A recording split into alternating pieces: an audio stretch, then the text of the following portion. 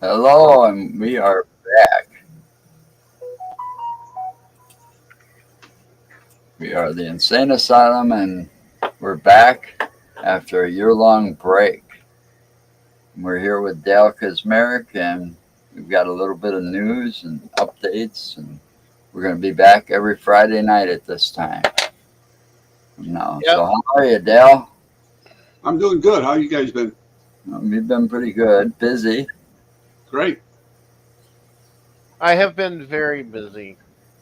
I finally am no longer in management. I stepped down and I'm back to driving. And I'm happier. There you go.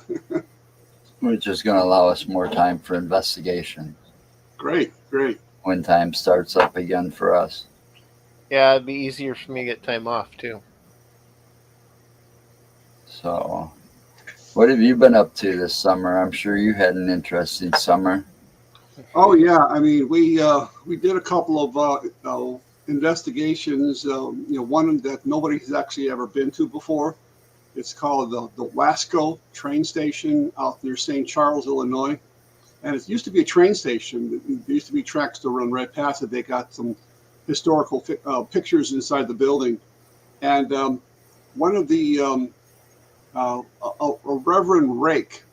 It's just like the Rake, Rake. She actually has she does her she's a Catholic. She's an old Catholic, what they call an old Catholic, a minister, a priest. Because as you know, the regular Catholic Church doesn't allow females to be priests. So she's the old Catholic, and she does her masses there. And she recently converted one of my members, Charles Williams, who's my Indiana State coordinator. He decided to go to being a Catholic, so they converted him to Catholicism over there. But there had been some activity there in the past, and the reverend was sure that there was something going on. So she invited us to come out there. Um, it's basically almost out in the middle of nowhere. The edge of town is very little as far as contamination or trucks or cars rolling past. And of course, I haven't got a chance to go over the evidence and everything yet, but um, there was feelings inside that building that several people had while we were there. So that was one thing that we did. The other place we went to was we were not the first to be in there, but it was called the Two Brothers Roundhouse in Aurora, Illinois, and it's just like the name. You know, what it applies to. It's actually a roundhouse where the trains used to go on, and then it would turn the trains to go on another track.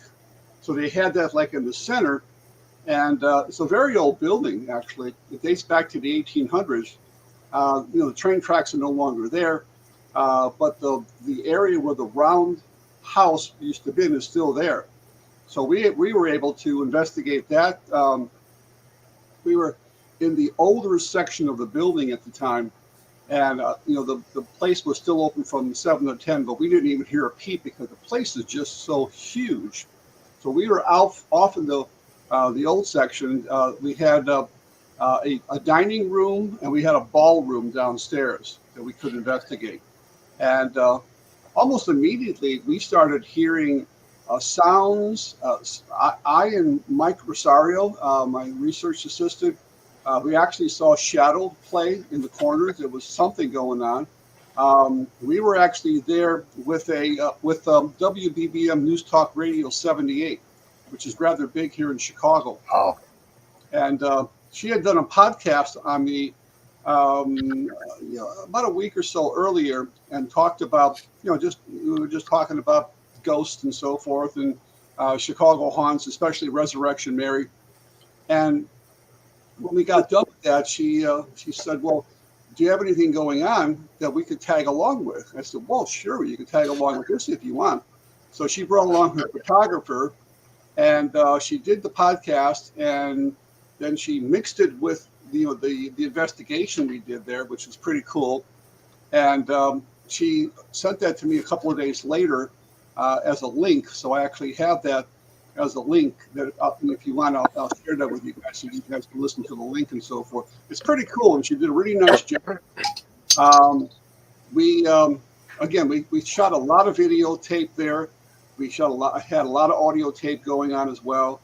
Pictures, we had infrared pictures, we had full spectrum camera pictures. So we got a ton of stuff to go through to see if there's anything going on there. The owner actually asked me a couple of days later, did you guys get anything? I said, well, I think we probably did. I said, we got some interesting stuff again come through the Phasma box and through the Obelisk 5. And then we got a new device called the Soul Receiver. It's basically, it looks like an old portable transistor radio that used to carry around with like a little, little handle and so forth. And we've got a lot of interesting stuff that came through there throughout the course of the evening. Again, some were relevant responses to questions we asked, and some were kind of random. But again, even some of the random words that came through were, again, relevant to where we were at the time. So while we were upstairs in the dining room, we had cameras going the whole time in the ballroom. So that way we didn't miss anything. So if there was something going on downstairs, we had a REM pod that picks up electromagnetic frequencies, and something gets close enough, the lights go off and on and makes a sound.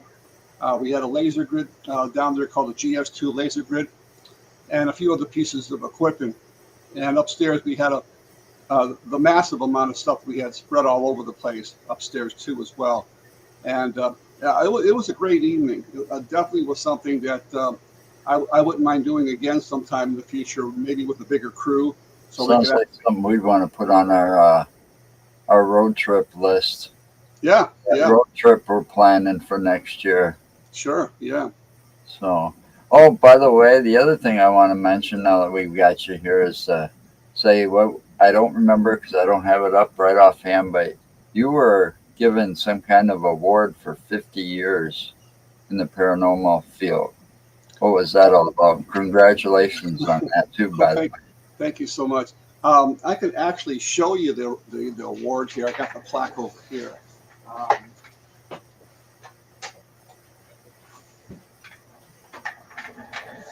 I was at a conference, Kathy Kressel's Haunted Rockford conference, which I usually speak almost every year, and if not, she gives me a free table and so forth. So I was the keynote speaker, so that meant I was the last person to speak. And before that, Kathy Kressel, Samantha Hotchman, I believe is how she pronounces her name. She's in charge of Tinker Swiss Cottage in Rockford, and also Sarah Bacher, who works with Midwest Paranormal, and all three of them kind of put together this conference. They were like kind of co-sponsors and so forth. And it wasn't my turn to speak yet, so they called me and they said, "Dale, can you come up to the stage?" I'm going, "Okay, what's going on? It's got something's going on here." So I didn't even suspect it at all, and they gave me this 2022 Lifetime Achievement Award presented to Dale Kaczmarek in recognition of your achievements, dedication, and contributions to the field of paranormal research. And it's a massive thing. I don't know if you guys. Oh wow, that is beautiful. Without the glare, I'm trying not to get the glare in there, but yeah, I can see it pretty good. I mean, it's not an ordinary background either. That is something else. Yeah. So that was 50 years of ghost research, starting way back in 1973. So I've had a lifelong interest in the paranormal all my life. Even when I was a child, my grandparents and parents often told me ghost stories, and that's what kind of started the ball rolling. Basically, I think we had mentioned this before on some other shows where you guys talked about me a little bit. That's what started the ball rolling, was just that interest. My mom telling me about Resurrection Mary and how my dad used to drive her around the cemetery in the middle of the night trying to freak her out and the ghost. And I always wanted later on to discover if these were true stories or not. or Yeah. urban legends. And that's what started me in the field. And it just ballooned from that point forward. And I've been to so many places in my lifetime, and been overseas in England, Scotland, Wales. It's just crazy the amount of places. And next year, we are Yeah, your planning. passport's got to be pretty full there, huh? Say that again. I said your passport's got to be pretty full there from all the places you've been. Yeah. Well, next year we're planning on doing two major trips as well. One is we're going sometime in April or May to California. So we are going to be going to the Queen Mary, the Whaley House in San Diego, Alcatraz, Oh, I'd love to go there. Golden Gate Bridge. We're going to go to in places in Hollywood, like the famous Hollywood sign, where Peggy Entwistle, who was kind of a despondent actress at the time, wasn't getting the part she wanted. She stood on the big H and just threw herself into the valley. And there's been reports of an apparition been seen there near that H. So we want to go there. And of course, the Walk of Fame, where you see all the stars of in Hollywood, near Mann's Chinese Theater. And there's two very famous, I don't remember their names right offhand, but Nicole Strickland, who was my California state coordinator. There's two cemeteries that a lot of the Hollywood stars are buried into. I saw some of them when I was there in '87. I saw Marilyn Monroe's grave. I saw Heather O'Rourke, who was a little girl from the movie Poltergeist. Yeah, she was a sad story. Yeah, they're here. Remember that? Yeah, it was a great movie, but yeah, very sad story. And then we're going to go see the George Reeves Superman house where he either committed suicide or was shot. Where Bela Lugosi died, where River Phoenix overdosed. So many places. The very famous Menendez murder where they killed their parents. The Sharon Tate home. So we got this thing chock full, 3 or 4 days out there that we're going to be exploring. And, the highlight obviously is going to be getting into the Queen Mary, which we'll be able to get in there into the first class pool where this little girl named Jackie has been seen and heard. And, I actually have a videotape from the television show Sightings, if you remember that going way back then, when Peter James was in the first class pool and called to her, and in the background you hear this little girl's voice. Hi. It was creepy as all hell. So, we got this planned out for April or May. And then, in September, we're going to be going to Gettysburg for like 3-4 days. When my friend Paul's here, and of course we're going to Wisconsin with you guys, hopefully to the Beast of Bray Road, the Valley of the Kings, the helicopter crash of Stevie Ray Vaughan. And then we got other investigators we're going to be teaming with throughout the time we're going to be there. And they're going to take us to some other locations too that have access to, including Dan Norville, who has access to 2 cemeteries at night that we can go into now. So that's going to be cool. Now, I thought they closed Alcatraz.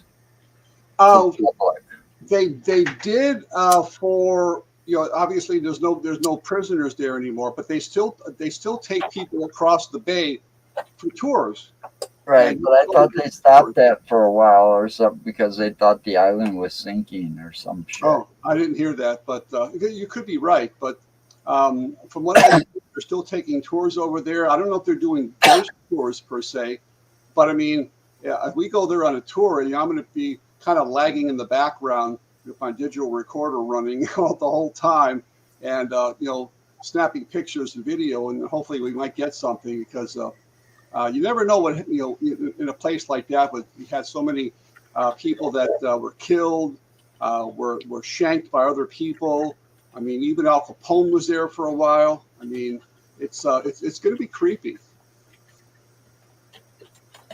So we got a lot of interesting stuff planned for next year, and that's only just for April and August. In between, we have a whole bunch of ideas that we're looking at. to do, including the Bell Mansion, which is out in Fort Wayne, Indiana, and The Bell Mansion? I believe it's called the Bell. I may be getting that wrong. Hmm. And that's in Indiana, you say? Yeah, it's in Fort Wayne, Indiana, Hmm. and they allow paranormal investigations in there. You know, I always wanted to go back. Well, I've never been there before, but the old Baraboo Inn. That's up in Baraboo, Wisconsin. Yeah. But that's a little bit too much for one day. Obviously, I'd have to make that another day or another weekend. But That's a place that I've been kind of hesitant about going to there. You know, because that's not too far from me. Even closer for him, I think. yeah, So I don't know. He's not speaking. He's muted. Why is you muted? Because I was coughing a while ago. Or Oh, what one? What one did you say that I'm closer to? Old Baraboo Inn. Isn't that closer to you Yeah, than it it's would be me? up in Baraboo. There's some river tracks that run next to it. They're kind of. Yeah. I don't know. I've been kind of hesitant about thinking about that, going to that place. I know exactly where it's at. yeah. Well, I do too. I've been by there plenty of times. I mean, I would still like to go up there one year or maybe next year, or if we can squeeze that in somewhere along the line. Because there are some places that are kind of on my wish list. That's one of the places that's not too terribly far away from me that yeah, I'd be able to do in a reasonable amount of time to go up there and to do that.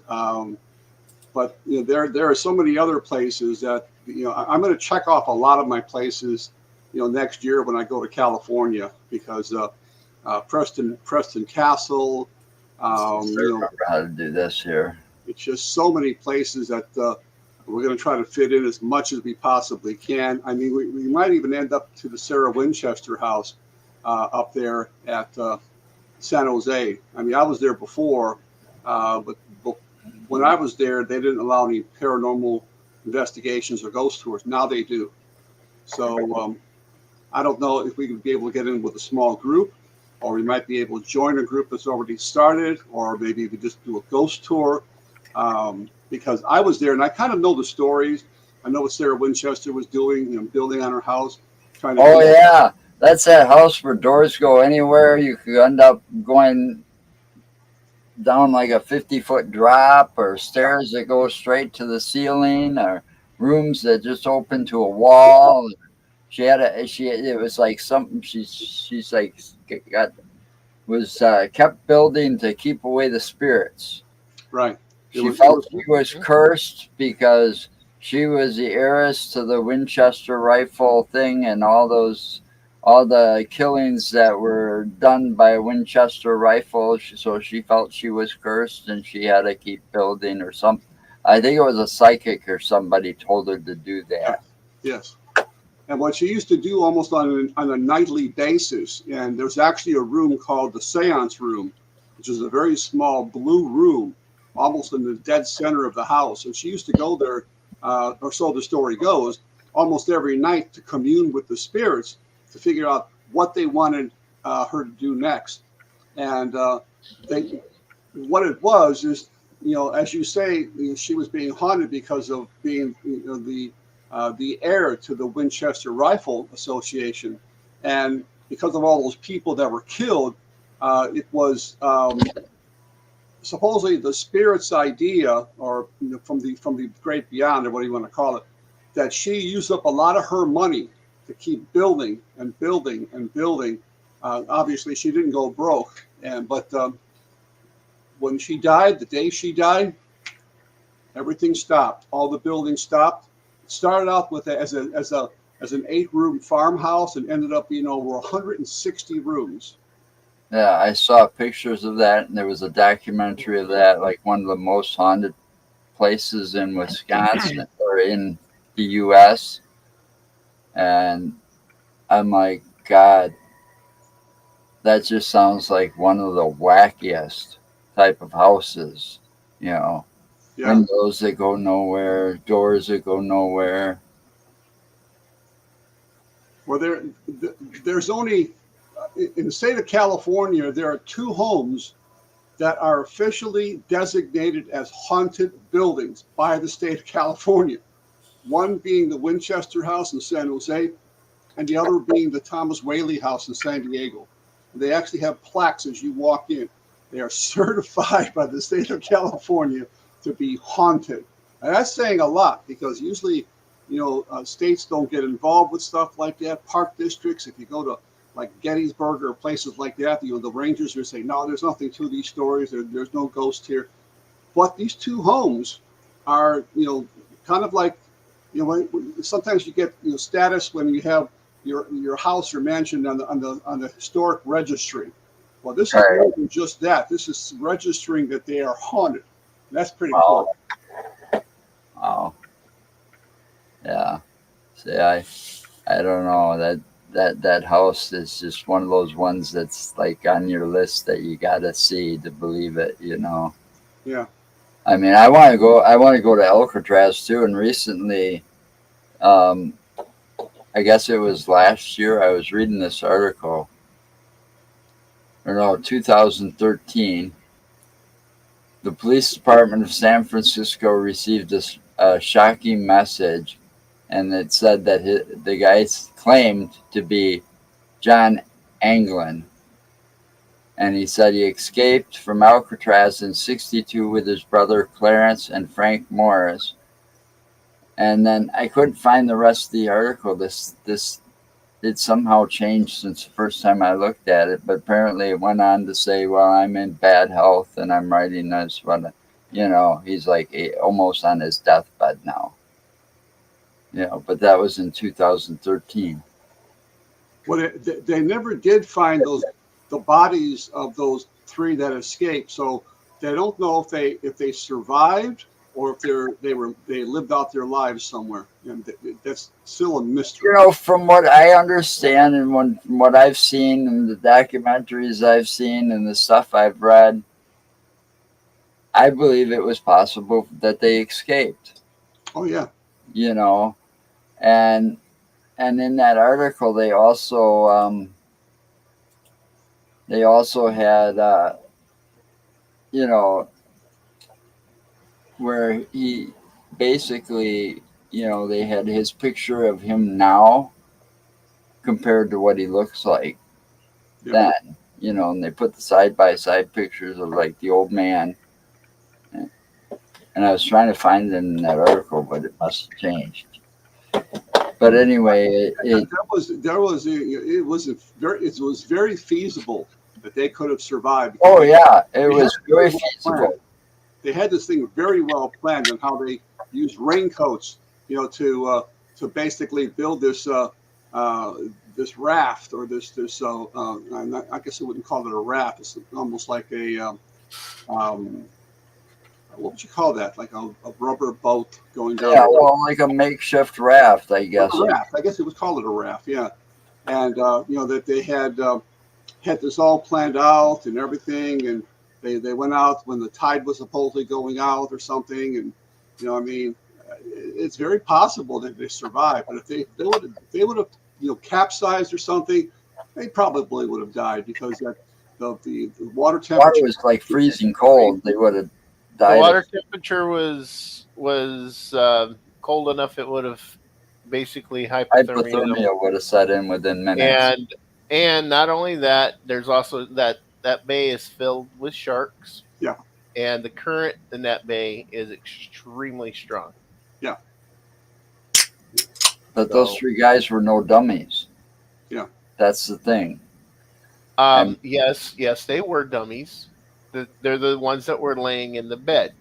Now the guys themselves, they were on the roof doing their stuff. I mean, it took quite a bit to plan that and do it just right. No, they planned it very, very well. What they used, if I remember correctly, were rain jackets. Yeah. And they made a glue to glue them shut And they didn't actually. I don't know if it was an actual raft that they made, or if they were just, or if they made just kind of a, you know, makeshift float or something. But Right, right. I know that it was it was very detailed what they did and how they Yeah. went through to do And it.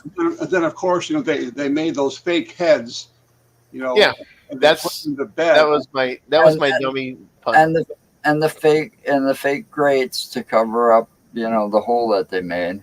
Mhm. And what they did is they actually collected their hair from haircuts that they had, and they used the real hair that they pasted on there. So when the guards came by and they did head checks, yeah, he's there. Yeah, he's there. They didn't bother to wake him up or anything. Mhm. That was just amazing how they did that with paper mache or whatever they did. It was crazy. I mean, they put a lot of time and effort into this, and maybe they survived. I mean, I think they did. it's probably 50-50 or a little bit better than 50-50 that they I don't know. easily survived. I think they did. I mean, that's just like the DB Cooper. Yeah, I was just going to say that. And that I believe he got away and spent that money and lived a long life. Well, supposedly they found some of that money actually in the woods. Yeah, right. It was washed up on a beach. Yeah. Little boy found it. It wasn't washed up on a beach, dude. Where he jumped out, it was over the mountains. But they found the thing. It was washed up on like a shoreline of a river. Where Found Cooper like jumped 2 out. stacks of money, and it was just tied telling back you. to Cooper. I'm just telling you, where Cooper jumped out of that plane, it was over the mountains, over the forest area. But if you watch the one documentary, In Search of D.B. Cooper, it's like a 2-part deal. They actually talked to the witnesses that found that money. It was like in 1980 something that they found it. And speculate that money was deliberately kind of put there by Cooper himself to throw people off his trail. Yeah. And they're not exactly sure where he jumped from. But anybody would strap on a parachute and jump out of a passenger plane. It's got to be a little crazy. Yeah, but that guy, supposedly they figured the profiler knew what he was doing because he asked for specific types of chutes. Yeah. They had a guy reenact the whole thing, jumping from having the, what is that called? The stairs come down while in flight. Yeah. And then, he showed how that could be possible. Not something I'd like to do, though. No. I mean, it was bad enough being up in a plane, for the first time, man. And it was too bad because it was not like an ordinary passenger plane. We were cramped. I was very cramped. It was one of those like special flights, direct flights from, where was it? Marshall. No, not Marshall. Mitchell Field Airport in Milwaukee, straight to Vegas. Mm-hmm. So it was one of those like express flights, and so the seating very cramped. Yeah. I all the time I'm getting little things in the mail from casinos saying, "Oh, go to Midway Airport. We will fly you and your guest on this MD-80 jet to Vegas or Lake Tahoe or Reno, and it's free. We'll put you up in a hotel, gambling money. We'll give you a food allowance. All they ask you to do is gamble when you get there." So I mean, I could go on trips all over, the western part of the United States if I wanted to just jump on a plane. Yeah, I never caught that gambling fever. I play it online for free, and those slot machines hate me as it is, so I don't even bother. I go in, I make a spending limit, and I'm out, whether I win or lose. You know, I've been to the local ones here, like in the Dells and in Madison. You Well, know, since tomorrow is actually Veterans Day, and I'm actually an Army veteran, and we're going to the Harrah's Casino for Veterans Day, and we're getting $140 of free gambling money. We're getting a free steak for me and my wife, a whole big dinner. We're getting extra points for you know, to add on to your total amount of points, and it's going to be a nice day. I mean. Going to be a lot of, I will assume there's going to be a lot of veterans there as well. But it's something that they offered me because I'm a Army vet. oh, I'd be like, cash me in now. Well, you know what they used to do, a long time ago is when they used to offer the money, the free money, they would offer, they would offer it in cash to you, or they'd offer it to, money that, it's like, their $20 bill, which is a Harrah's $20 bill, and you used to be able to put it in the machine and cash it out and then go home. And Harrah said, well, heck with that now. I mean, we got to the point now, which the money is on the machine. So Yeah. you put your card in there, in your password, and then you select how much money, and it takes it out of their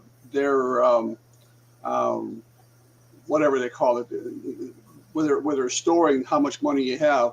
So we got $140. So if you go like 10, then you got 130. You go 10 more, you got 120 until it's all gone. And you can't cash any of that out. You can't just say, okay, I want $50, cash it out and go home. The machine will not let you do it. They want you to gamble the money there. So, yeah. Mm-hmm. But anyway, I like it. I mean, like I said, last year I hit my biggest jackpot of all time when I hit $10,000. Nice. And I never thought in a million years that I would get that. I know the only way I'd ever win big is if I got into a Texas Hold'em tournament. Yeah. Because then the odds are in my favor. No, they're Right. not. Yeah, they are. What's you that? just, you just think you could beat me. I know I can beat you because I You have. will. You talking about blackjack?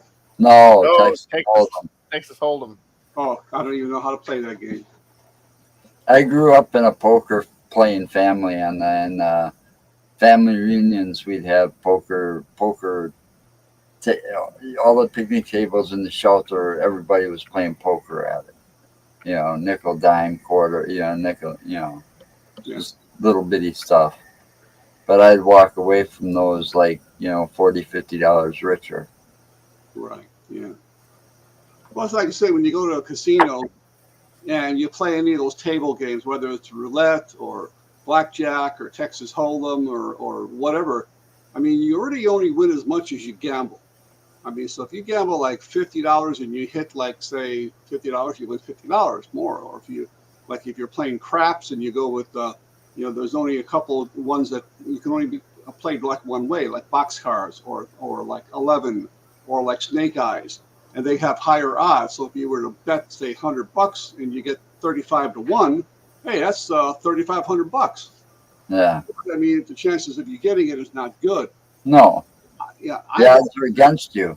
I've always said, where else can you go in a casino and pluck in $1 and win $10,000? Nowhere else but a slot machine. You cannot win $10,000 on any board game by placing a dollar bet. But a lot of that's got to do with luck too. I swear to God, because I've never won on any of them slot machines. But I've gone there with somebody, and they stick some money in there, like a $20 bill, and next thing you know, they're cashing out $3,500. Yeah. And it's like, Jesus Christ. I have. Yeah, fuck you. We don't talk about you. When my parents were still alive and they'd come out for visits, my mom always looked forward to going to Ho Chunk. One year when they came out, and this is when Gina and I were still married, we went up to Ho Chunk, and I split off from the group, and let mom and dad and Gina go play the damn slots. I took and went over to the blackjack table, sat down, took and cashed the 20, got my chips. Within about an hour and a half, I was up. What was it? I was up around $300. And then dad came over and started talking to me. And that's all it took. You lost Broke it. my And you no, lost I it. didn't. No, I didn't. Broke my concentration. I started losing. I'm like, all right, I'm cashing out. So I Hi, took Mikey. all my chips. Hey, Mikey, what's going Then on? we went and found the other two, and I sat down at the machine next to Gina, and I popped a $5 ticket in there, and I hit the damn thing on the second spin for over $50, and then turned around 2 more spins later and hit it for over 100. Oh, She got mad at me. I don't have that kind of luck. Yeah, Gina got mad at me because I was the one that won and she didn't.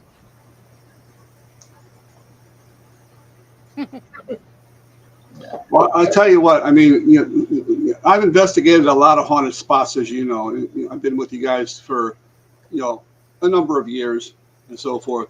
But there's always one place that's consistently haunted, and those are casinos, Really? because they make your money disappear. Disappear. Yep. Good one. They Yeah, make money. I go there just for the fun. I never expect to win because those machines hate me. And most Yeah, of it's the time, kind of funny. our local ones don't have Texas Hold'em. You can't play that at Ho Chunk or Ho Chunk has a card. I know of. Ho Chunk up in the Dells, the Ho Chunk Casino, the main one, has a card room. Does it? Yep. They Well, I got never the bothered to look. cards, the craps. They got the poker, the craps. They have blackjack. They also have, I think they have roulette there. Well, what about the Potawatomi Casino? That's actually even Never bigger. been there. Isn't it? Potawatomi no is in Milwaukee, and that one's actually a good size one too. Never been there. Yeah, I've been to both, and I think the Potawatomi was the one I got lost. I couldn't figure out how to get out of the damn place. I had to call, flag down, somebody, some security. How do I get out of here? It's by Literally. design. It is so Yeah, it's big. to keep you trapped in there and keep playing the slot machine. Yeah, exactly. That's the thing. That's the thing, Dale. It's by design. It is. And do you know that you'll never see windows in the casino? They Nope. don't want you to know if it's daylight or nighttime. You'll never see a clock in the casino because Nope. they don't want you to know how long you've been there. So they got these and there's even some thought that, and I don't know if it's true or not. This is what I've heard. It may be an urban legend that they pump in pure oxygen Yep. to relax you so that Yep. you gamble more. You've heard that, right, Yes, Mark? yes, they do. That Yep. and I can take you. I can literally take you to the facility, the building that they have connected to the casino up in the Dells, and show you the exact room and everything that they have the oxygen tanks and stuff in. Because I know when I come out of these casinos, even if it's Harrah's and Joliet, my nose feels different. Like I've been breathing in a different type of air, and all of a sudden I'm back out to the old polluted air outside. Mm-hmm. No. So there's all these different ways that they want to. Everything's calculated in a casino Yeah. to make you But gamble further. When you're fed pure oxygen or 90% oxygen like that, it's not to relax you. It's to keep you alert and keep you awake. Yeah. And what it's doing is it's keeping you awake, so you play more. That's right. That's right. So you plug more money into those machines. Well, I'll tell you what. When I started going to these casinos, they used to close up at like 5 o'clock in the morning, and they'd reopen like 6 or 7. So it was like 23 hours of the day. Now, most casinos are 24/7. They Yeah. want you in there the whole time, day after day after day after day, until you spend all your money. I always thought they always were 24/7. They've been that way Well, around here. not Harrah's and Joliet.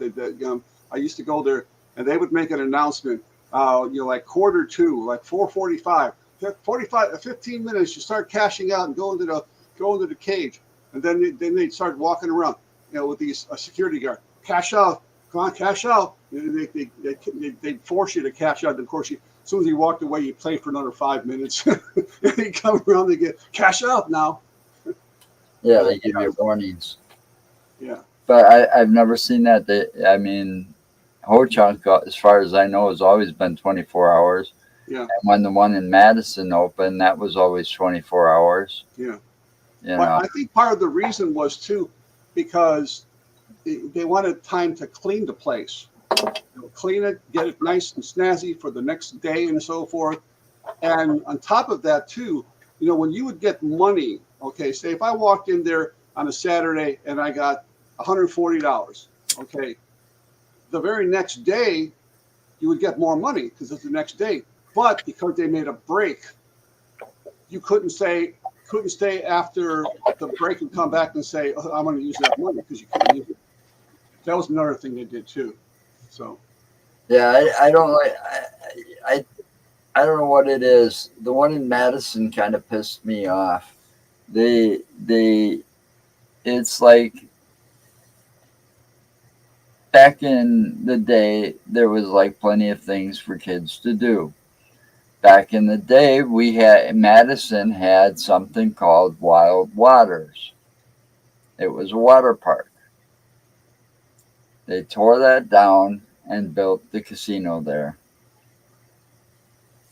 So now there's nothing left for kids to do anymore. Well, look what they did in Chicago here recently. They took the old Medina Temple and they built a Bally's Casino in the old Medina Temple. And what was the temple?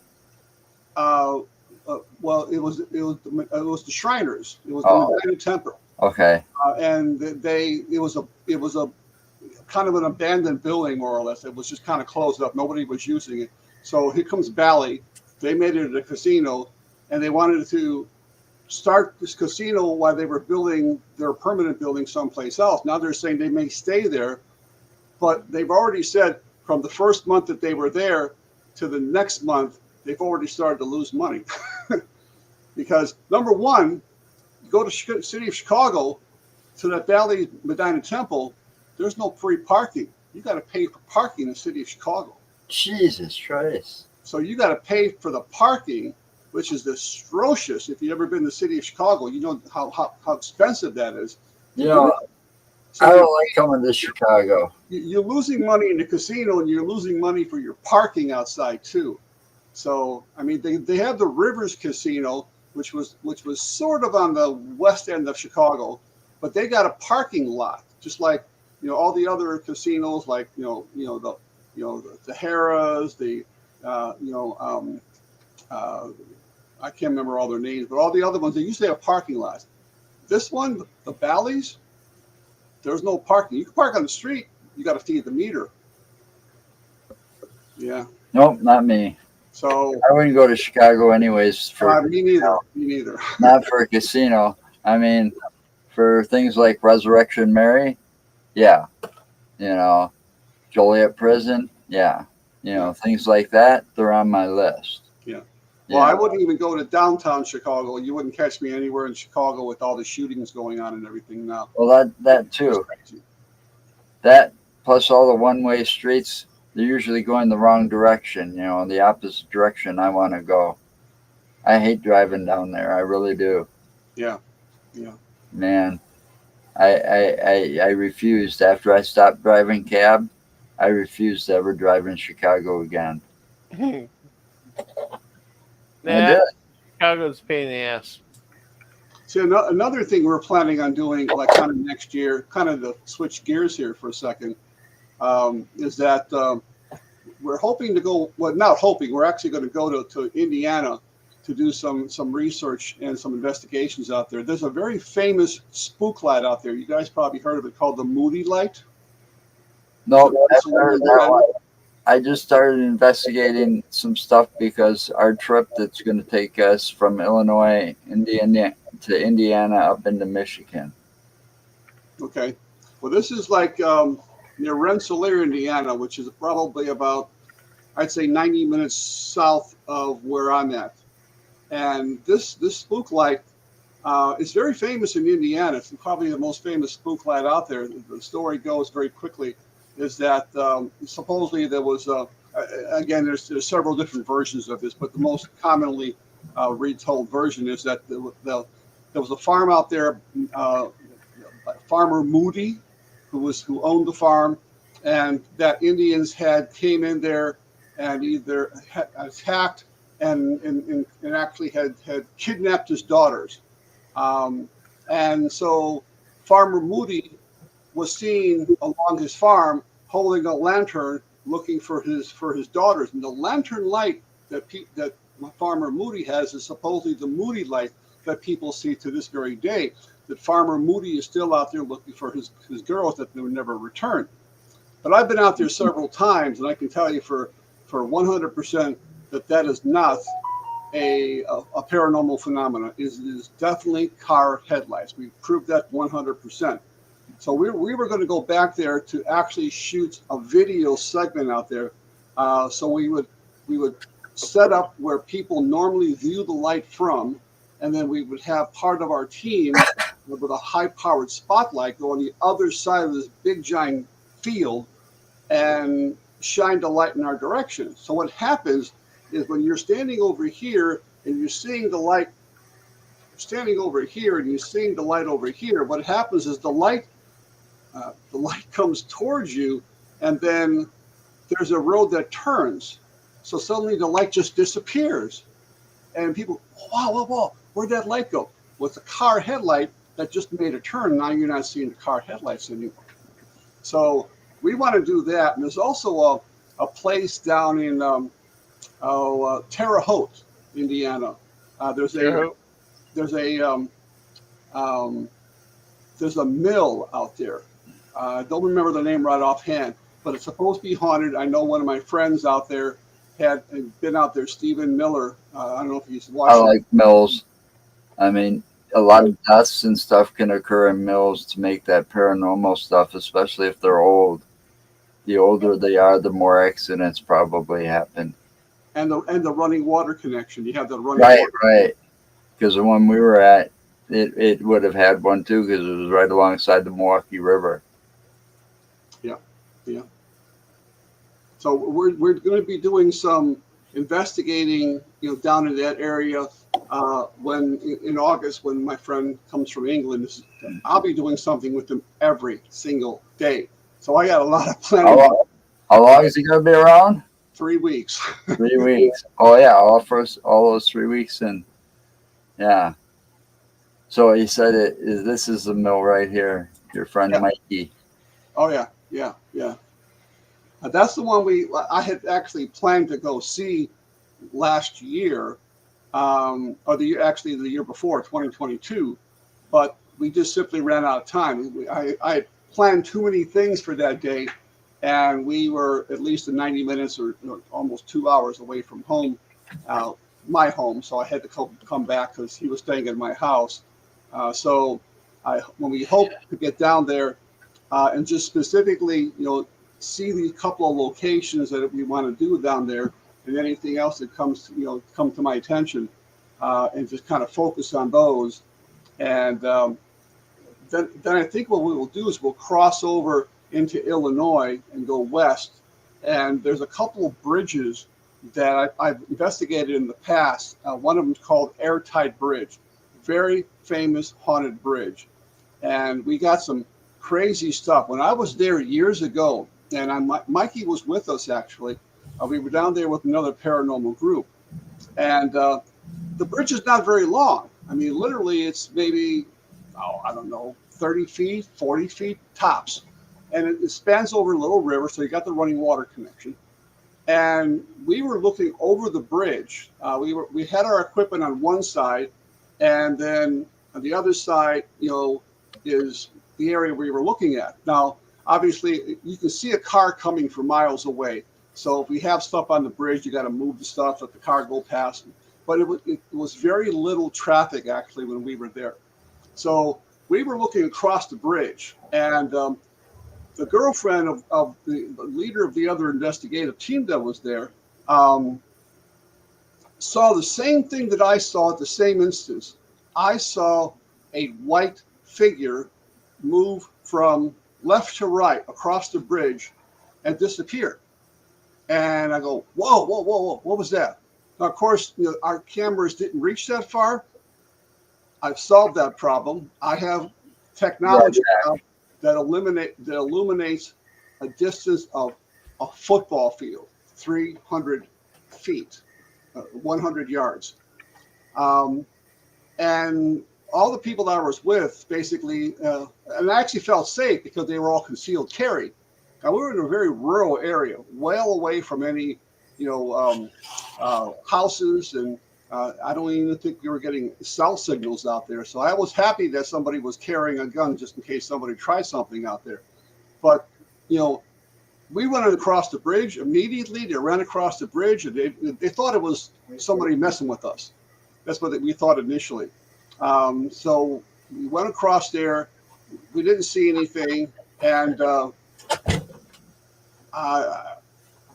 I did have a pair of Russian-made Generation 1, which is very low grade, infrared goggles, and I put them on, but it was already after the fact, and I'm scanning the area, making sure nothing pops up. Now I have the technology, like I say, to illuminate 300 feet away and also take pictures and video. So when we investigate the Beast of Bray Road, I will have that technology there. So if something pops up at that cornfield, like I thought I saw, well, I know I saw, and I videoed. Yeah, we both saw it. With that flare camera, which I still can't find that damn footage.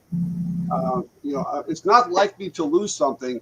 So it's very possible I put it in the wrong folder, and I'm going to have to search a few hundred folders to see. I hate it when that happens. But remember, I showed that footage to you guys when we were there, and it did look like there was something there. And we had this big spotlight. Remember, we shined the spotlight over there. We didn't see anything, but it was still showing up on the flare. And I go, wow, that's pretty cool. Yeah, and while Mark was out there, he heard something. He thought something was following him in the cornfield. Right. And wasn't there, as we were walking, we all walked down that trail too, past that cornfield. Wasn't there a section that we kind of got a cold blast? It was like a cold air. I remember feeling that. I don't know if you guys felt it or not, but it was like about halfway before the cornfield ended, because there was some area that Lee had showed us, and I don't remember exactly what it was. That was down by the marsh area. Yeah. Okay. Yeah. And we were going down there, and I felt something. I felt like a cold breeze. And it wasn't cold that night. It was pleasant out there when we were out there. I don't remember what time of the year we were out there, but it's in August. August, yeah. So it would have been nice out and everything. And I can't wait to go back out there because I got a lot of new technology that I'm going to have 2 different devices by then that I'm purchasing right now. One is it's a motion sensor. Now, most motion sensors work on the principle of passive infrared. In other words, they send out an infrared beam that we can't see from point A to point B. So there's a sender and a receiver. Usually that's how it works. Something breaks the beam, beep, beep, beep, it goes off. Well, this does not work with passive infrared. It works on radar technology. Oh, radar technology. It's called Dr. D motion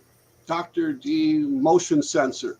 You can find that on a few sites. In fact, I can send you a link if you guys just want to look. What's that? I'm not sure what he means by that. Okay. The bridge. Oh, okay. Yeah, that's probably, yeah. Okay, the bridge. Yeah. So that's one thing, and that's only like $60 for that device, and it's going to be better than. I might even get two of them at that price, because the guy's offering me. He's offering me the stuff at cost with free shipping. So I can't get any better than that.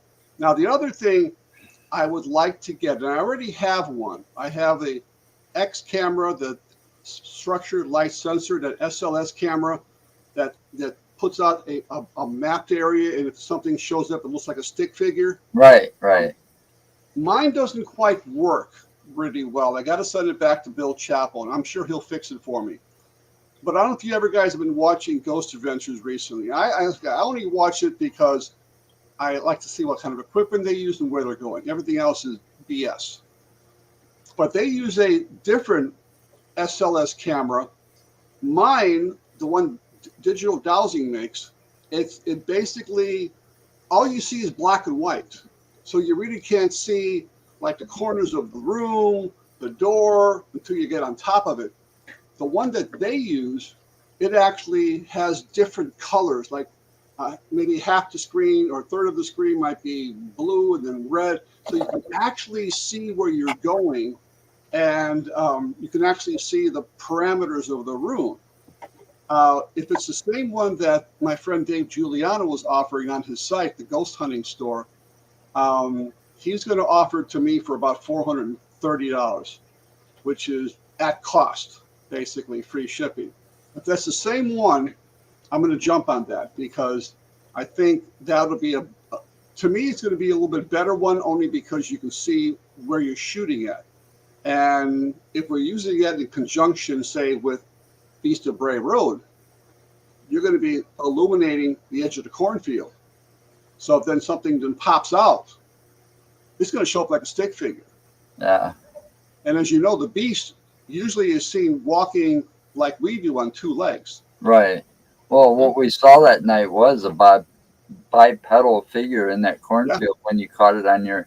I mean, the way you had your thermal camera set up, I mean, it was big enough screen for both of us to look at.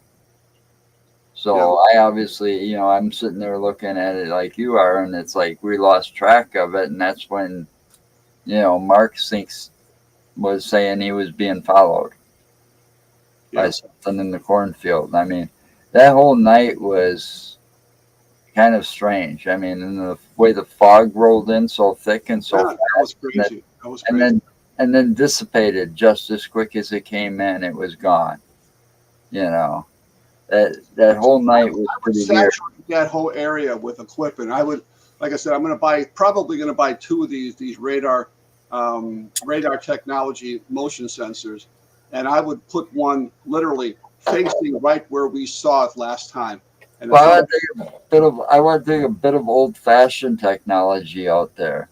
I want to take and this is got to be some daylight for this, but I want to take compass, an old-fashioned compass, and just walk the property with it and see if that thing just freaks out or not in any area of that property. Myself, I'm looking into getting a couple pieces of equipment between now and August, so that when we go back to Bray Road, I want to try new things myself. But that night, it demands another investigation. Absolutely. Night. Yeah. I hope to be able to get there, like you say, before. I mean, we're going to be out there in August, so the sun will be going down that early. So it'll probably be 8-ish, maybe 8:15, something like that, maybe. So yeah, I mean, I would like to do the same thing. Walk. You can use a compass. I can use some of our mel meters or something like that to see if there's any electromagnetic fields or something like that. To see if that, and then if we do get a hit, or if the compass starts going crazy, that would be an area we would definitely want to focus on. Right. Right. So, and we're also, if Mark ever gets a hold of these people, we got a couple of people that are going to be possibly joining our team between now and then. Okay. I finally got a hold of Kayla today, so she's supposed to send a word over and let them know that I want to talk to them. Good, good. Yeah, we actually got 2 new members in our group, actually. One actually works or is part of the Theosophical Society in Wheaton, and she hasn't done much investigating. She was over at Missouri State Prison to do an investigation out there, but she's very interested in doing stuff. And I'm just waiting for her to send the rest of the files back to me, so I can set up like a kind of what I like to do is like to do a kind of Zoom interview with all people before they join, just to kind of get an idea of where they're coming from or what their expectations are for a group like this. That's what I wanted to do with these people when he gets a chance. Because So, what people see on TV and what we do is really 2 different things. right. I mean, we're not in it for the fame and the fortune. We're in it to find the answers, Yes, exactly. and do the research, the hard work, I mean, they're in it for the money, the fame, the fortune, everything's edited. I mean, come on, let's be truthful here. They only show you the good stuff. How many times did they go to that place and find nothing? Yeah. I mean, somebody, I don't know who it was, somebody said it best when they were a guest on our show once that, half the time when you're like investigating a cemetery, you're just sitting there talking to yourself for hours. You may never find nothing the first time or the second time, Well, I like to call it, some of those shows and some of their evidence selective editing. Yeah, exactly. That's a good word for it. I agree with you. What they might do is they might pick up, say, a name or a response, and then they go back and they ask the question and then insert that selective editing, and all of a sudden it answers the question. Right. Not like what really happens sometimes. Yeah. Oh, yeah. I'm sure that happens a lot. I mean, there have been places that we went to that we got absolutely zilch. And that's the way it should be.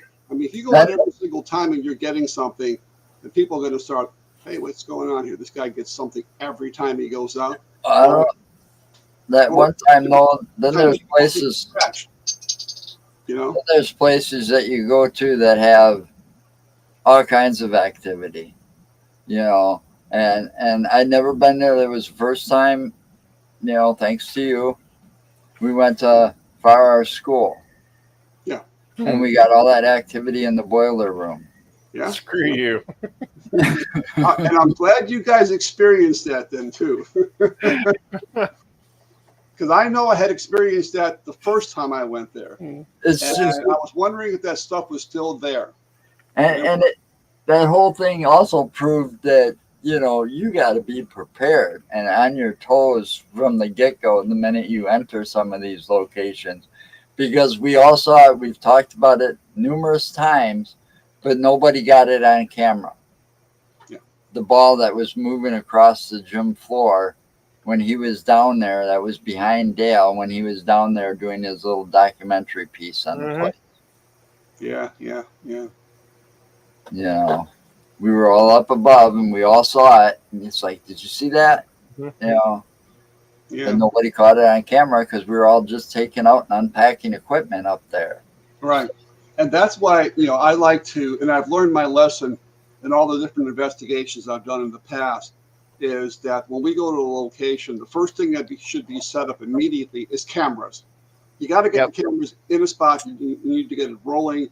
And then, you can be setting up as you're rolling, because so many times we have been at locations where things have happened. In a place in Indiana, it was a what's the name of the something county jail, Morgan County Jail in Indiana, and this was a very small little prison. It had maybe 4 or 5 cells, and all the doors were open, and they have when you kind of like when there's a spot where people the jailer can put the food through.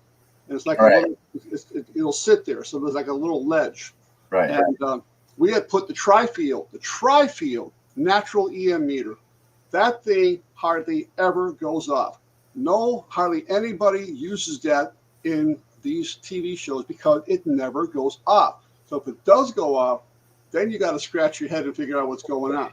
We put that on there, and that needle is being buried by whatever was there. And I'm going, holy cow, get the cameras. By the time I got the camera set up, then things stopped. Yep. And it didn't work the rest of the night as far as getting high readings like that. So the first thing we do because of that investigation is those cameras get set up first. Yeah.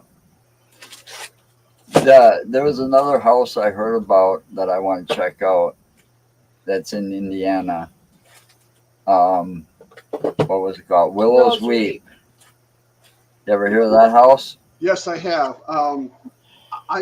I'm under the impression that it doesn't allow investigations anymore.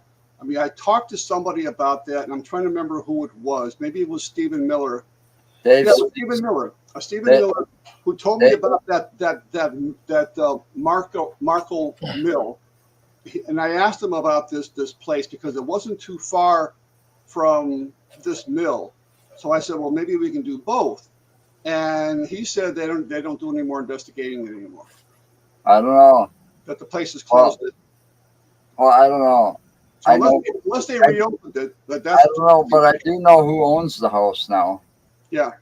After watching the documentary not too long ago on that house, he was a guest on our show.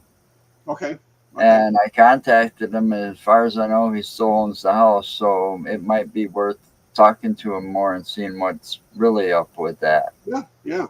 Well, if you got the name or something that I can contact. His name's Dave Spinks. Yeah, I remember that. Now I remember seeing it on your show, Dave Spinks. Yep. Almost like Mike Spinks.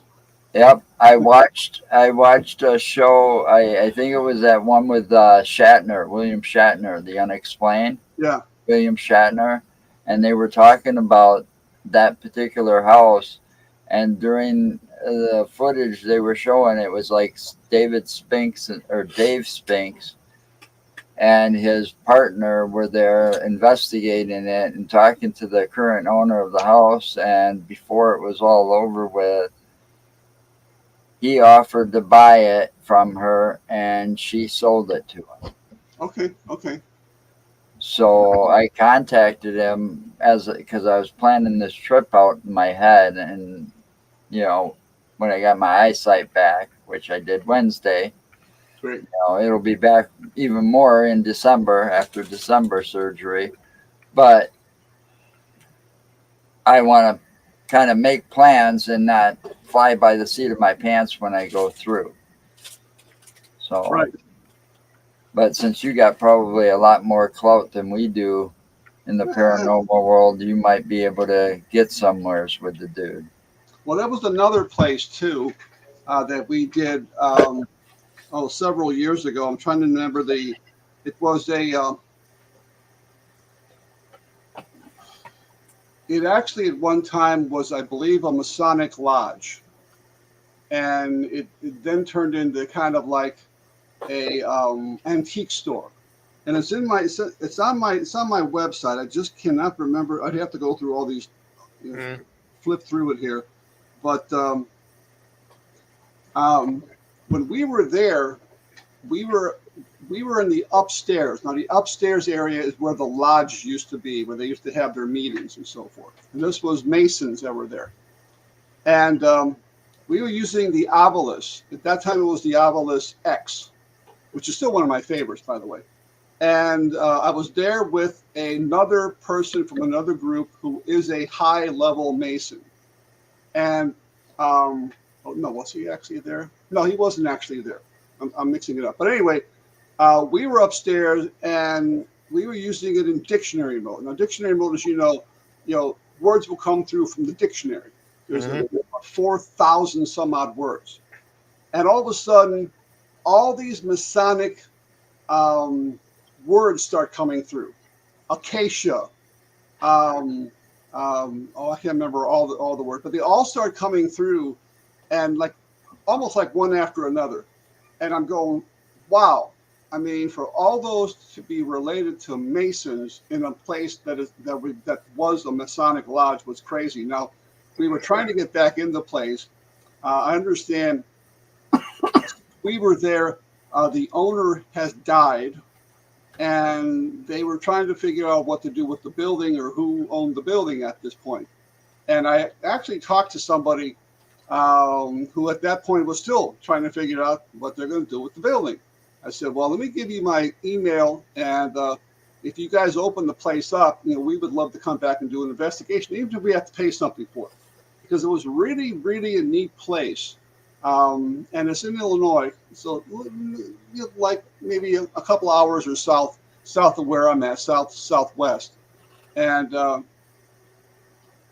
it was just crazy what we were getting, and we weren't even asking questions. It was like one after another, all these words start coming out, and oracle and all kind of strange words like that coming through. Now, these are all in the dictionary, but to have all those words come out, and that's not the first time. Associated to the same building you're in. Yeah, that's not just coincidence. That's something No, strange. it's actually not that one. I know which one you're talking about, Mikey. It's not that one. I never actually investigated that Edward Dobbins Lodge. It's actually on my website, and I'd have to go through all these different things. I never believed in some of that stuff actually working until we were at that school and we were in that boiler room, and that all those angry voices were coming through. Yeah. And then what happened to Mark? I still don't let him live that down. Hey, by the way, Joe, I need to step away. I got to go use the bathroom. Okay, well, make sure you come back because I got something important to talk to you about after we're off the air. All right, I'm just gonna remove myself from there, and you guys talk. Well, don't forget to come back. So. Yeah, this place. Going through here, trying to find it real fast here. It actually had on the cornerstone of this building what it actually was, and it did say something about it being a lodge. So there was no mistaking the fact that it was at one time a Masonic lodge. Yeah, those places, I tell you, sometimes you don't even know the place was like a meeting place for them. We investigated a bar. Okay, what was that bar called? Where? Here in town. The Irish pub. No, that line. It was the Lions. Lions pub. The Lions pub. Irish pub. Yeah, it was an Irish pub called the Lions Pub. Anyway, it had 3 floors to it. One floor, the first floor was obviously the street, street level. So they come in, there's the bar. Then up on the second floor was the ballroom. They were. No. Second floor was where they were trying to make it into a restaurant. The third floor was the ballroom where the Masonic Lodge was. Yeah, the Masonic Lodge was on the third floor. And they had their logo. You could see the logo. It was like painted into the floor. Okay. And you could see, and their logo was on the wall still up there.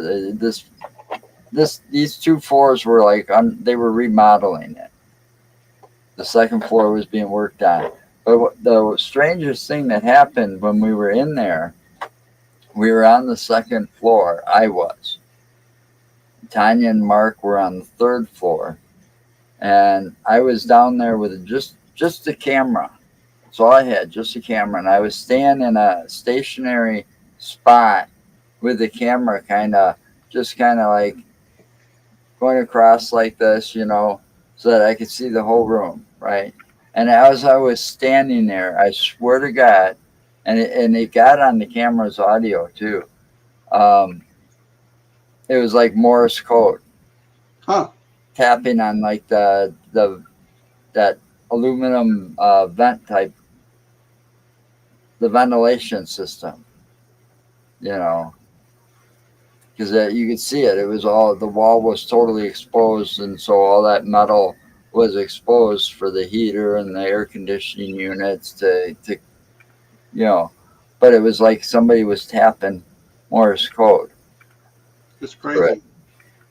and nobody was on those floors except the three of us, and those two were upstairs.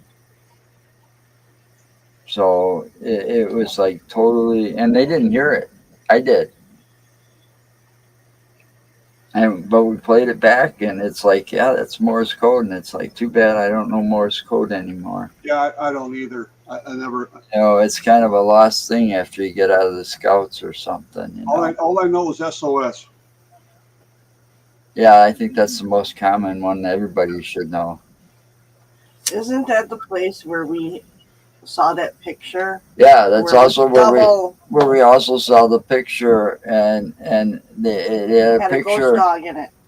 It had a picture. The Mark took a photograph of it with his phone so that we could zoom in on it. But the picture was of the building and the street corner that it sat on In the 1800s. in the 1800s. The road was still gravel, you know, and you know, no street lights really, but the corner was there, and you could see this dog, but not really. And it was like a double image. There was like two dogs there when you blowed it up and looked at it. One was like a ghost image.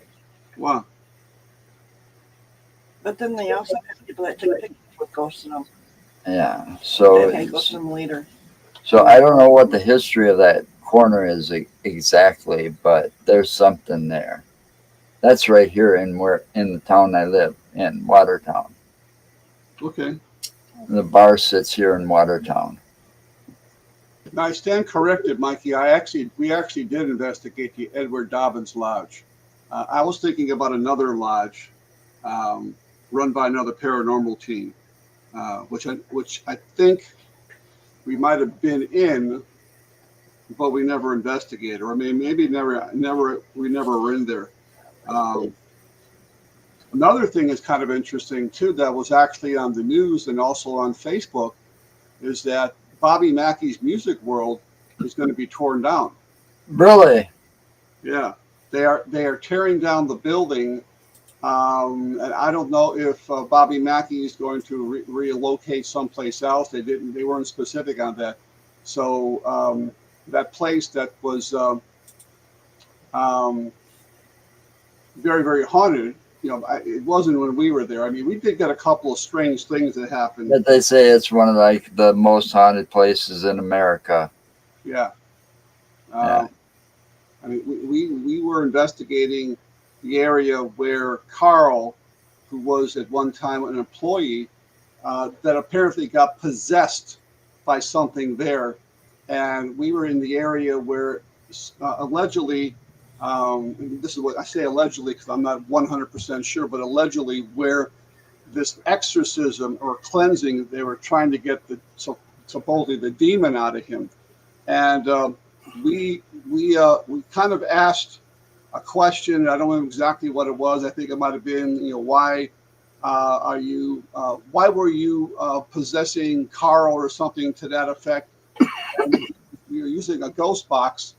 And it clearly came through. It says, "That prick Carl," you know. Oh, jeez. And later on, we went up to the apartment where Carl had stayed when he was an employee there, because he actually stayed there. So he was close to the place where he could clean up and so forth. And we had a very clear voice that came through that said a first and last name. It said George Nettles. And we tried to do research on that to see if it was any connection to the building. I talked to the people that run the tours there, were there that night with us, and also talked to Doug Hensley, who wrote a book about Bobby Mackey. It's called Hell's Gate. Yeah. And he didn't know anybody named George Nettles. So I'm assuming it was something before it was Bobby Mackey's. Maybe the property belonged to George Nettles before, the building was built down there or something. Sometimes when you get these responses, they're almost like overlays. They're like one on top of another. So Right. talking to something or a spirit, you don't know if that spirit belongs to the current incarnation of the building, a previous incarnation, before that or before that. You don't know. Or if it's associated with the land, not the building. Exactly. And that's why I tell people too, I say, when you say a haunted house, sure, the house may be haunted because it's on the haunted property, because something may have happened there in the time. Maybe there was an Indian skirmish. Maybe there was Maybe it was built on a cemetery. built on a cemetery or part of a Civil War skirmish, and people died Yeah. on that property. It takes a lot of research and investigating into the genealogy and also to the history of a place to determine Well, it started this whole ghost story. Well, look at the. I mean, we didn't get nothing when we were there, but this goes back to Baraboo. Okay, again, Okay. and I got a call from my cousin, and she lived in the house up there in Baraboo, and so on and so forth. We didn't really have anything happen while we were there. I mean, we had some interesting kind of like artifacts that we found in our attic, or she found in our attic, and showed us the artifacts that she found. But the most interesting thing is the property, that little area. Back in the day, if you dig far enough back, and it took some digging, but if you look at the maps of where the Ringling Brothers, or Barnaby Valley or whatever it was called back in the day, Yeah. where their freak shows, the what they called the freaks or the side shows or whatever, all those people that lived in houses, where that property lays, it was in the same places that these houses are now. Oh, okay. Okay. So you think about like how, those people weren't socially accepted because, some of these things were like some kind of hereditary disease or a physical deformity, or, we know how some of those freak shows were even fake Right. at Yeah. one time, well, they weren't socially accepted. So they probably died some horrible deaths. They weren't treated too well when they lived in them property and then that house, and, in those houses there. When you look all of that up, yeah, there's a lot of bad juju on that land, Oh, yeah. Absolutely. and it goes way back. And I mean, that doesn't even include any of the Native American history that goes even further back. This just goes back to when the circus started. If I kept digging and would have kept digging, I probably would have found a lot of Native American stuff that happened on that land up there, because all of that area close to the Dells was all Native American land. It all was at one time, but I mean, all Right. that whole area is rich in history. The northern part of Wisconsin's very rich in Native American history. I still went. It still exists. It's more of a museum now than anything else. But up in the Wisconsin Dells, when I was a kid, there was actual Indian trading posts.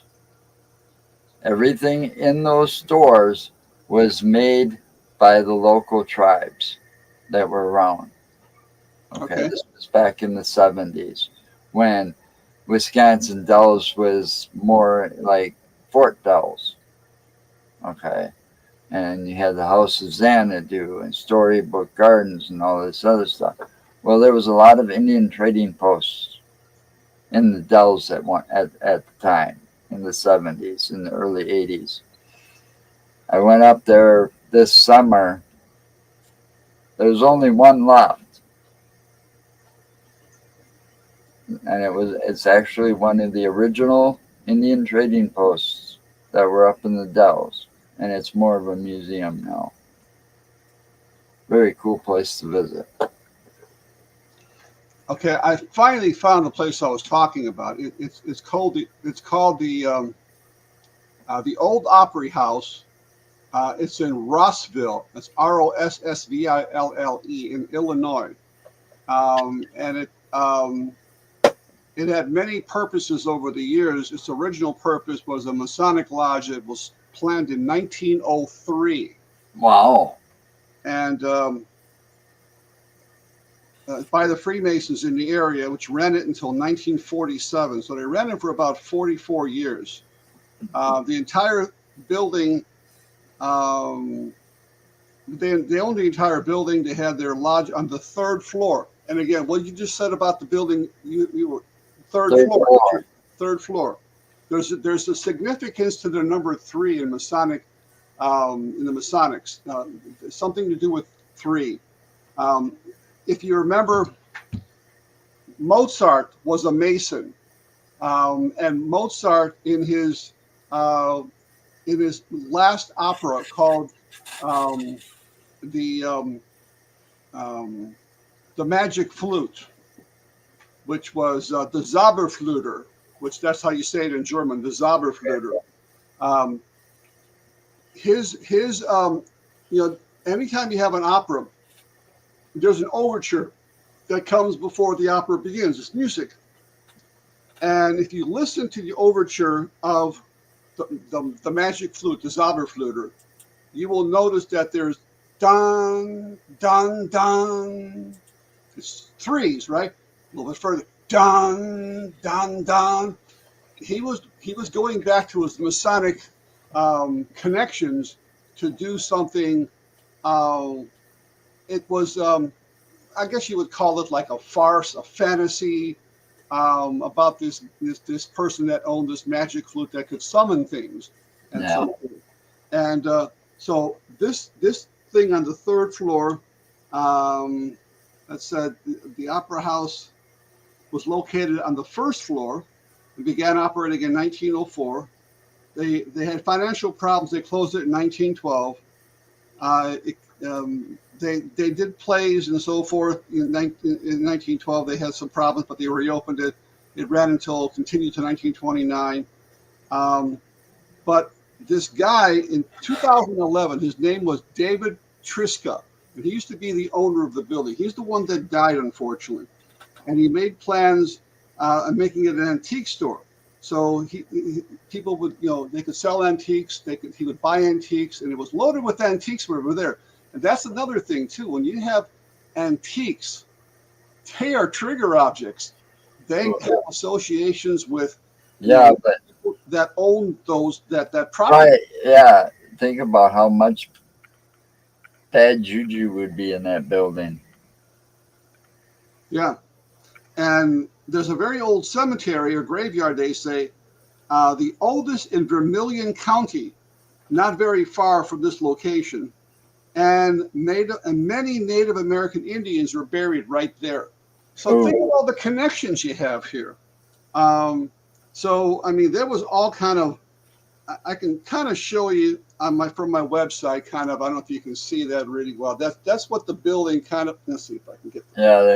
You're gonna get the glow. That's all right. I'll look it up. I can kind of see it. There's a pretty good picture there. Yeah. So that's what the building kind of looks like. It's called the Old Opera House in Rossville, Illinois. And we were there in 2013. And let me just show you. Let me just these are some of the words that came through. Escarrock. Escarrock is a sprig of acacia that is used as an ancient symbol of rebirth. We had oracle. We had portal come through. Power, pray, spirit. And then we had this weird word that I did not understand. Figured out what it was until I looked up. It's called thurifer. You know what a thurifer is? I have no idea. A thurifer is used mostly in the Catholic religions. They will burn incense in there, and they will kind of do this. And then the incense, that's a thurifer. That came through at a Masonic lodge, and I've only had that show up one other time. I go, what the hell is a thurifer? I had this, look it up on my phone right away, and I go, wow, that's what a thurifer is. So, I mean, all those words that came through, in for the most part, were we didn't ask a specific question, but we just got these words that came through, and all related to, I believe, there you go. All these things related to, a Masonic lodge. So I wanted to go back there. Absolutely wanted to go back there. And I was told that the owner, David, had died, and they were trying to figure out what to do with the building, who owned the building, because they actually, one of the, when he was running the building, see if I can show you this picture here. If I can can you kind of see that? Mm-hmm. It says Antiques, the Haunted Opera House, Ghost Hunts and Paranormal Research. That was on his window, and it had his phone number and everything. So people used to come there all the time and investigate. And I don't know how I discovered that, but it came to my attention. And I said, yeah, we're definitely going to go down there. And we actually had several people from my group and a couple of people from another group that went down there. And we were all upstairs when those words started coming through. And I'm going like one after another. I go, holy cow. And that's not the only time that happened. There was another a Masonic lodge in Oblong, Illinois, which is, again, south of maybe a couple of hours or so.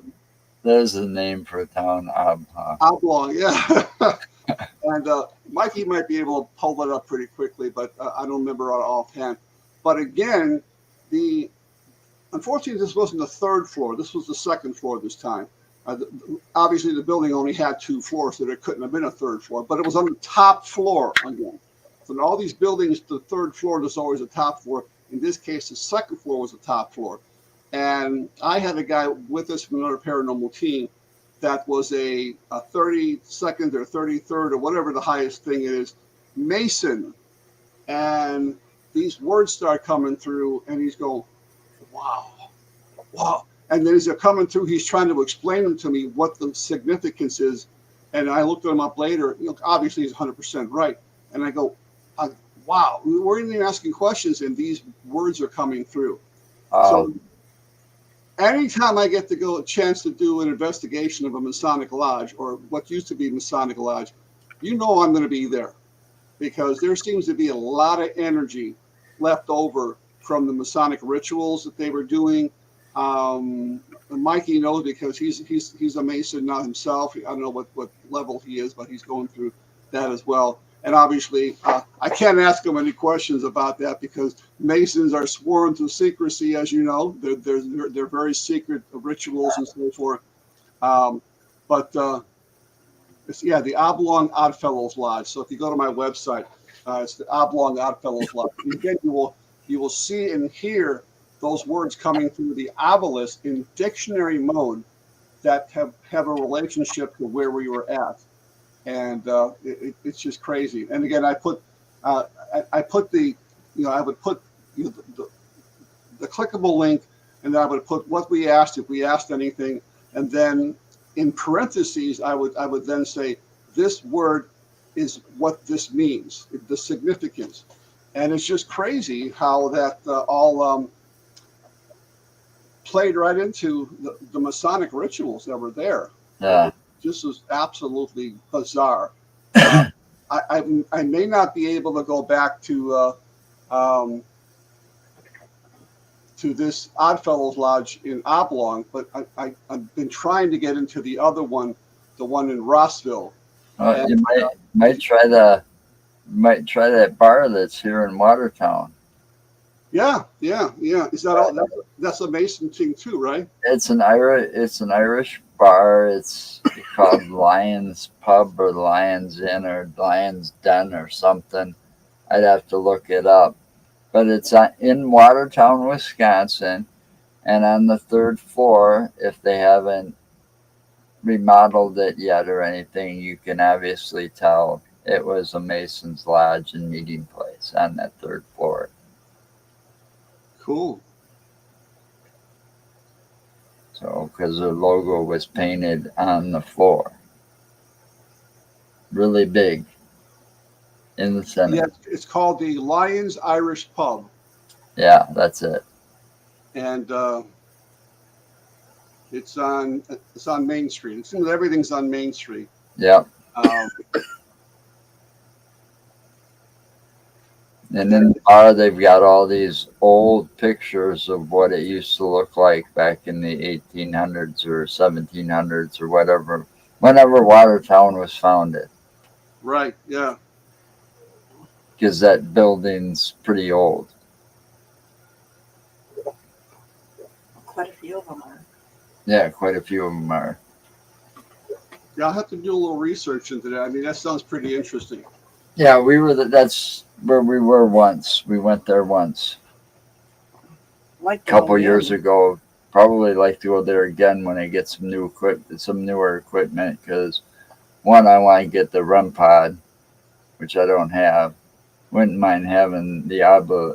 I gotta start searching now that I can see again, looking at the sites.